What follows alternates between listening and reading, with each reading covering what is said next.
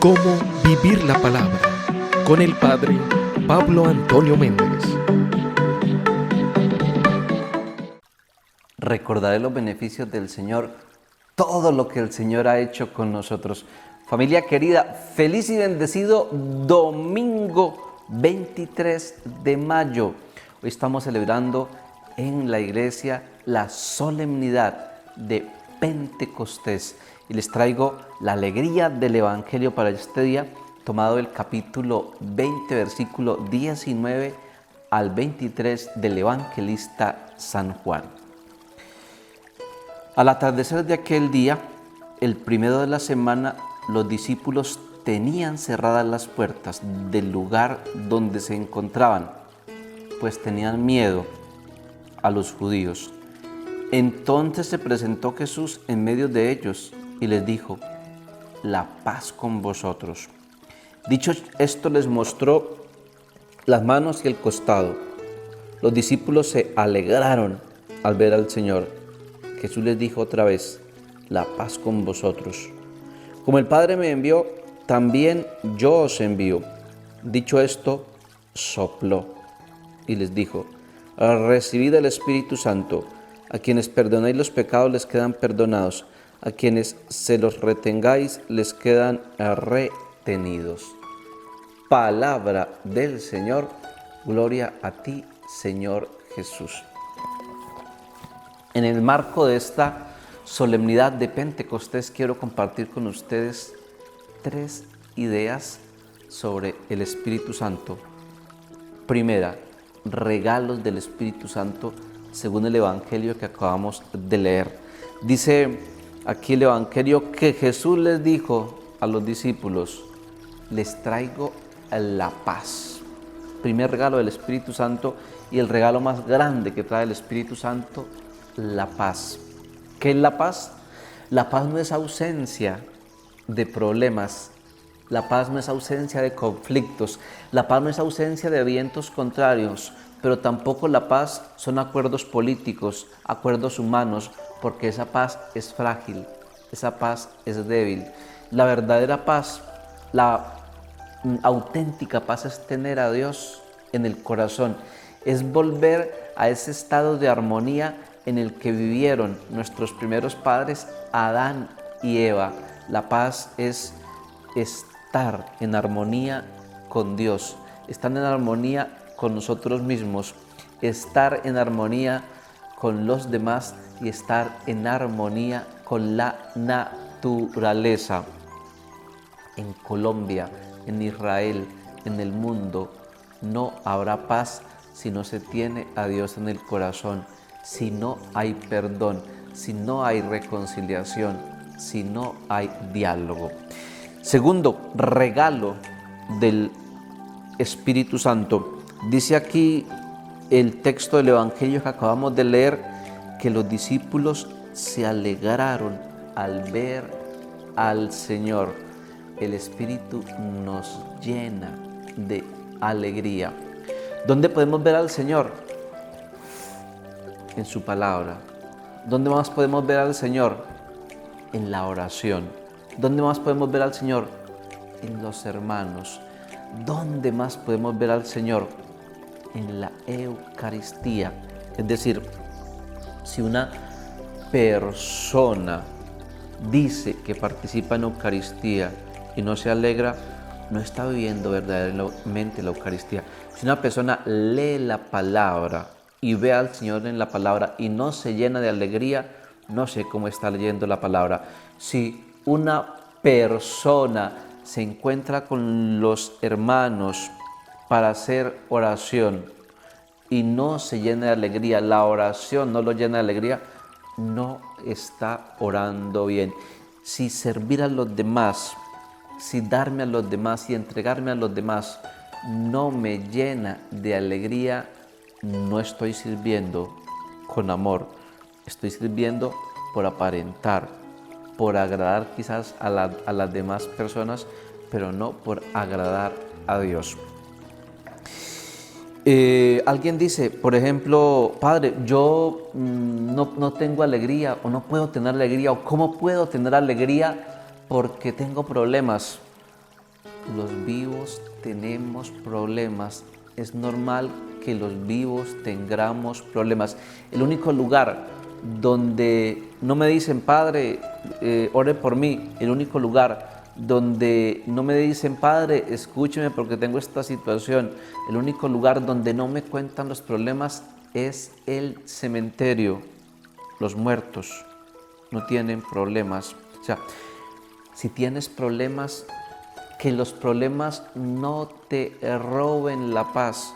No te dejes quitar la paz de los problemas. Más bien, si tienes problemas, alégrate. Que no se te quite la alegría, que no se te vaya la alegría, que los problemas no te dañen la alegría. ¿Por qué? Porque los vivos tenemos problemas. Alégrate porque estás vivo si tienes problemas. Los muertos no tienen problemas. Tercer regalo del Espíritu Santo, según el Evangelio. Dice aquí el Evangelio que Jesús sopló sobre ellos y les dijo, reciban el Espíritu Santo. ¿Dónde vemos ese soplo de Dios? ¿En qué texto más vemos el soplo de Dios? Recuerden allá en el Génesis, capítulo 2, si no estoy mal, dice que el Señor formó al hombre de barro, de arcilla, y sopló y le dio vida.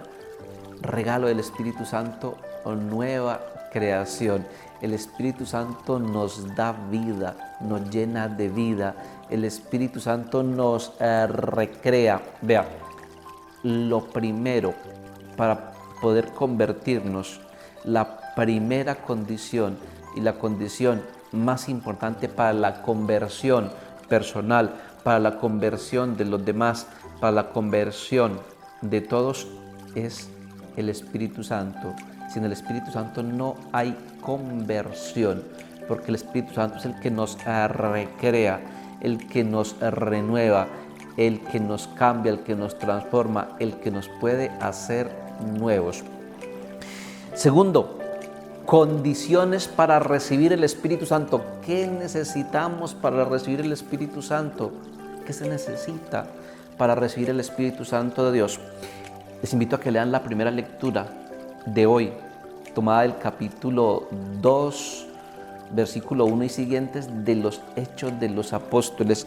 Allí el texto dice que al llegar el día de Pentecostés, los discípulos estaban todos reunidos. Y la pregunta es, ¿qué estaban haciendo reunidos? Primera condición para recibir el Espíritu Santo, estaban en oración, estaban orando. Condición para recibir el Espíritu Santo, orar. ¿Por qué? Porque la oración es el ambiente propicio para recibir el Espíritu Santo. La oración es el ambiente fundamental para que los dones del Espíritu Santo sean derramados sobre nosotros. ¿Qué más estaban haciendo allí los discípulos? Estaban escuchando la palabra. Segunda condición para recibir el Espíritu Santo, meditar, escuchar, leer la palabra de Dios, porque la palabra de Dios es camino, porque la palabra de Dios es verdad, porque la palabra de Dios es vida, porque la palabra de Dios nos lleva a que nos encontremos en la verdad y con la verdad, que es el mismo Señor. Pero tercero, ¿con quién estaban allí los discípulos? Estaban reunidos, pero ¿con quién estaban allí? ¿Quién estaba allí? Allí estaba María. Tercera condición para recibir el Espíritu Santo, María. Va a decir el Papa Benedicto XVI, no hay iglesia sin Pentecostés y no hay Pentecostés sin María. Invoca a María, pide la intercesión de la Madre, pidamos la intercesión de nuestra Reina del Cielo.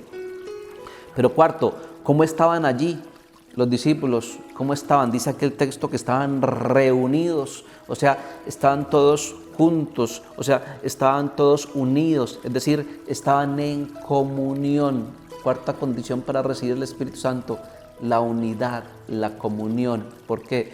Porque donde hay división no puede estar el Espíritu de Dios. Donde hay división no puede llegar el Espíritu de Dios. Donde hay división no puede entrar el Espíritu Santo.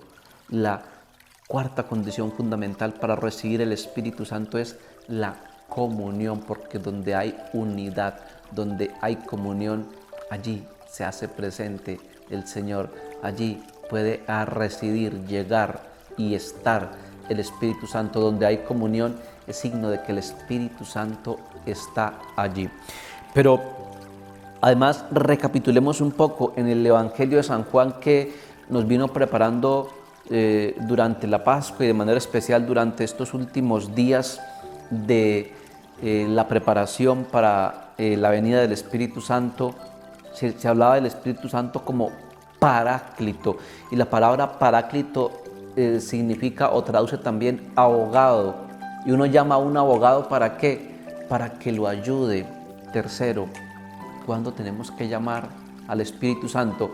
¿En qué momento tenemos que invocar la presencia del Espíritu Santo, de ese abogado, para que nos ayude? Yo diría que en 5 momentos tenemos que invocar ese Espíritu Santo, ese abogado, para que nos ayude. Primero, cuando llegue la tentación. ¿Para que qué? Para que nos ayude a vencerla, a no caer. Recuerden que cuando Jesús se fue allá al desierto, dice que el Espíritu Santo iba con él. O sea, el Espíritu Santo es el que nos ayuda a vencer la tentación. Segundo, ¿cuándo tenemos que invocar al Espíritu Santo? Para que nos sane, para ser sanados. ¿Por qué? Porque el pecado de los demás causa heridas en nosotros.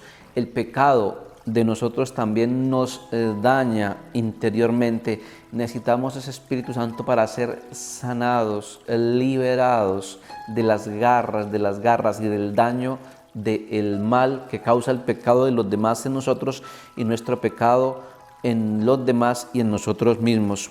Tercero, ¿cuándo tenemos que invocar a ese Paráclito, a ese abogado? Para leer la palabra, porque es el Espíritu Santo el que nos abre el entendimiento, el que nos da ese don del entendimiento para saber ver al Señor, para saber entender qué es lo que necesitamos cuando leemos la palabra de Dios.